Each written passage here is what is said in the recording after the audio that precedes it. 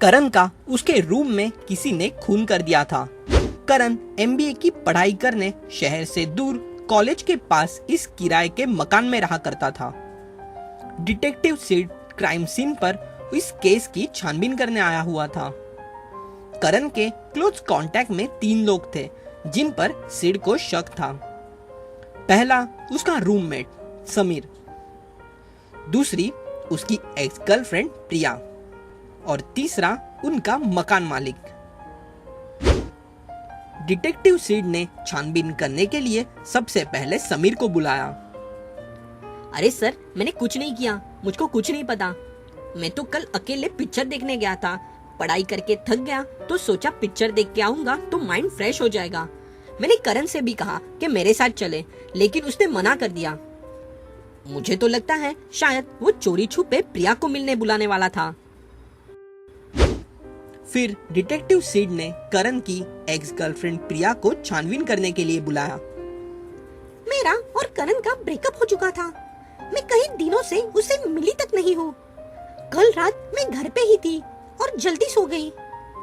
मुझे तो लगता है ये काम जरूर घर के मकान मालिक का होगा। वही एक था जो दिन रात उस पर नजर रखे हुए था।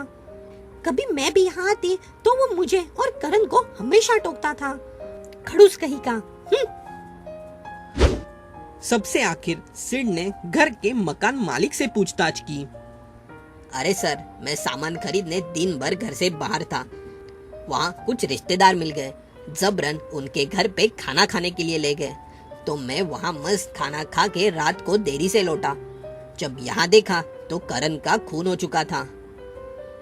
मुझे तो लगता है ये काम जरूर उस समीर का होगा। करण से बहुत उधारी मांग मांग के मजे करता था और पैसा लौटाने का जरा भी नाम नहीं लेता था। आपको क्या लगता है आखिर वो कौन है जिसने करण का खून किया होगा? रूममेट समीर, उसकी एक्स गर्लफ्रेंड प्रिया या फिर इस घर का मकान मालिक? जल्दी से सोचिए और अपना जवाब हमें कमेंट में बताइए।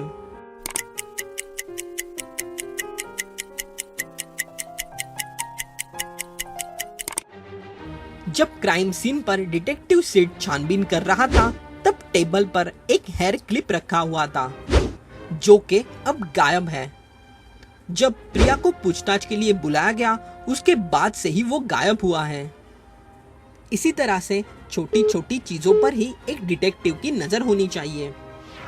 पूछताछ के दौरान अचानक प्रिया ने अपने इस हेयर क्लिप को देख लिया और वो डर गई और उसने वो चुपचाप छुपा लिया। इसका मतलब वो कल रात यहाँ आई थी और उसी ने करण का खून किया है। डिटेक्टिव सिड को ये हेयर क्लिप की बात समझ में आ गई। हेयर क्लिप के पकड़े जाने के डर से उसने वो उठा लिया और इसी वजह से वो पकड़ी गई। चलिए अब हम हमारे अगली पहेली की तरफ चलते हैं। मिस्टर मल्होत्रा ने डिटेक्टिव सिड को बिजनेस के केस के सिलसिले में अपने घर बुलाया था। मिस्टर मल्होत्रा अपने घर के बालकनी में थे, इसलिए उनसे मिलने के लिए डिटेक्टिव सिड लिविंग रूम से बालकनी की तरफ जा रहा था। डिटेक्टिव सिड, कोई है जो मेरे ऑफिस के सीक्रेट डॉक्यूमेंट्स दूसरे कंपनी को भेज रहा है। मुझे पता लगाना है कि वो आखिर कौन है जो मेरे साथ धोखेबाजी कर रहा है। जरूर ऑफिस का ही कोई एम्प्लॉय होगा। तभी वहां पर लॉन्ड्री बॉय आ गया। सर, आपके कपड़े धोने के लिए लेने आया हूँ। कल तक आपके कपड़े आपको धोकर और प्रेस करके दे दूंगा। ठीक है, तुम मेरे कबर्ड से वो ले लो और याद रखना कल मतलब कल सुबह मिलने चाहिए, शाम को नहीं, समझे ना? No problem sir. इतना कहकर मिस्टर मल्होत्रा और डिटेक्टिव सिड फिर से अपने केस के बारे में बातचीत करने लगे। लॉन्ड्री बॉय हैंगर को लटकाए हुए कपड़े धोने के लिए लेने लगा। डिटेक्टिव सिड और मिस्टर मल्होत्रा की बातचीत जारी ही थी कि तभी अचानक मिस्टर मल्होत्रा को कुछ याद आया। ओह माय गॉड, मेरा वॉलेट तो बाहर लिविंग रूम में ही रह गया। उसमें 24,000 के कैश है, मेरे एटीएम और डेबिट कार्ड है। कहीं वो लॉन्ड्री बॉय उनको चोरी ना कर दे। अपना वॉलेट लेने के लिए मिस्टर मल्होत्रा फिर से बाहर उनके लिविंग रूम में आ गए। उनका वॉलेट वही टीपॉय पर रखा हुआ था। उन्होंने वॉलेट से पैसे गिने। वो पूरे के पूरे 24,000 थे। एटीएम कार्ड, डेबिट कार्ड, हर चीज वही की वही थी। लेकिन डिटेक्टिव सिड को उस लॉन्ड्री बॉय पे शक था। आखिर क्यों? सिड को ऐसा क्यों लगा? आखिर उस लॉन्ड्री बॉय ने क्या किया है? जल्दी से सोचिए और अपना जवाब हमें कमेंट में बताइए।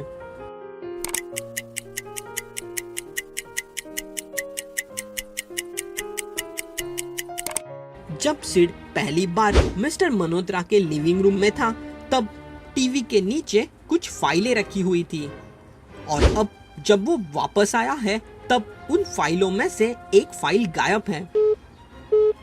यानी लॉन्ड्री बॉय पैसे चुराने के इरादे से नहीं आया था, वो वहां से फाइल चुरा कर ले गया। मिस्टर मल्होत्रा के ऑफिस के सीक्रेट चोरी करके कोई दूसरे कंपनी को भेज रहा था। ये काम जरूर उस लॉन्ड्री बॉय का ही होगा और आखिर आज सिड की चालाकी की वजह से वो पकड़ा गया। चलिए अब हम हमारी अगली पहेली की तरफ चलते हैं। ऑफिस के गोडाउन में प्रतीक का खून हो चुका था। प्रतीक ऑफिस का अकाउंट डिपार्टमेंट संभालता था। क्राइम सीन पर इस केस की छानबीन करने सिड आया हुआ था। डिटेक्टिव सिड उस गोडाउन के चौकीदार से बात करने लगा। हम इस ऑफिस के चौकीदार हैं, हमें सब खबर है। कल इस गोडाउन में मैनेजर साहब आए थे, कैंटीन वाला आया था और यूनियन डिपार्टमेंट का जग्गू आया था। सिर्फ हमका ये नहीं याद कि पहले कौन आया और बाद में कौन आया। ससुरा दिमाग अब इतना चलता ही नहीं। चौकीदार से बात करने के बाद डिटेक्टिव सिड ने सबसे पहले ऑफिस के मैनेजर को बुलाया। यस, मैं कल यहाँ आया था। प्रतीक यहाँ कुछ फाइल के साथ काम कर रहा था। मैं उसे यही सारा काम कंप्यूटर पे एक्सेल में करने के लिए सिखा रहा था। 15-20 मिनट मैंने उसे इसी कंप्यूटर पे सिखाया। उससे थोड़ी बातचीत करके मैं यहाँ से चला गया। उसके बाद क्या हुआ मुझे कुछ नहीं पता। उसके बाद डिटेक्टिव सिड ने कैंटीन वाले से बातचीत की। अरे हमें काहे बुलाया सर जी? अरे हम तो प्रतीक को बहुत पसंद करते थे। अरे 10 रुपए के चाय के साथ हमें 10 रुपए की टिप देता था। वो बहुत ही नेक आदमी था। कल ही हम उन्हें यहाँ चाय देने आए थे। बहुत परेशान लग रहे थे। ढेर सारी फाइल थी, शायद बहुत ज्यादा काम होगा। हमें क्या, हमें चाय के और टिप के पैसे मिल गए। फिर हम खुशी खुशी यहाँ से लौट आए। फिर क्या हुआ हमें नहीं पता। सबसे आखिर में डिटेक्टिव सिड ने यूनियन कमेटी के जग्गा को बुलाया। हाँ, मैं आया था कल यहाँ प्रतीक से मिलने। मुझे कुछ पुराने फाइल्स से इंफॉर्मेशन चाहिए थी। कई देर तक यहीं पे फाइल्स ढूंढ ढूंढ के हमने काम किया। मेरा काम खत्म हो गया तो मैं यहाँ से चला गया। फिर क्या हुआ मुझे नहीं पता। आपको क्या लगता है आखिर वो कौन है जिसने ये खून किया होगा? जल्दी से सोचिए और अपना जवाब हमें कमेंट में बताइए।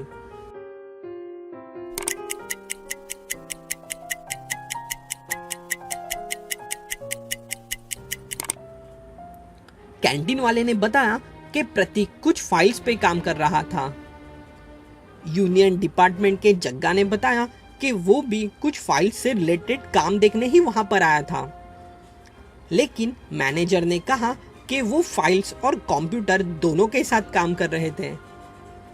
यहाँ कंप्यूटर तो है कि इस कंप्यूटर के मॉनिटर की कोई भी वायर सीपीयू तक नहीं जा रही। यानी ये कंप्यूटर चालू नहीं बल्कि बंद है। ऊपर से इस कंप्यूटर के डेस्क पे कोई भी कीबोर्ड या माउस नहीं है। कुछ झूठा रीजन बताने के लिए मैनेजर ने एक्सेल पर काम करने का रीजन बताया और वो इसी झूठ के वजह से पकड़ा गया। वो यहाँ सिर्फ प्रतीक को मारने के इरादे से आया था। और वही था जो प्रतीक से सबसे आखिर में मिला था। अगर आपको वीडियोज पसंद आ रहे हैं तो इस वीडियोज को लाइक कर दो। कमेंट में हमें बताओ कि वीडियोज कैसी लग रही है, हमारी पहेलियाँ कैसी है, और जल्दी से इस चैनल को सब्सक्राइब कर दो। चैनल के लेटेस्ट अपडेट्स के लिए बेल आइकन को दबा दो।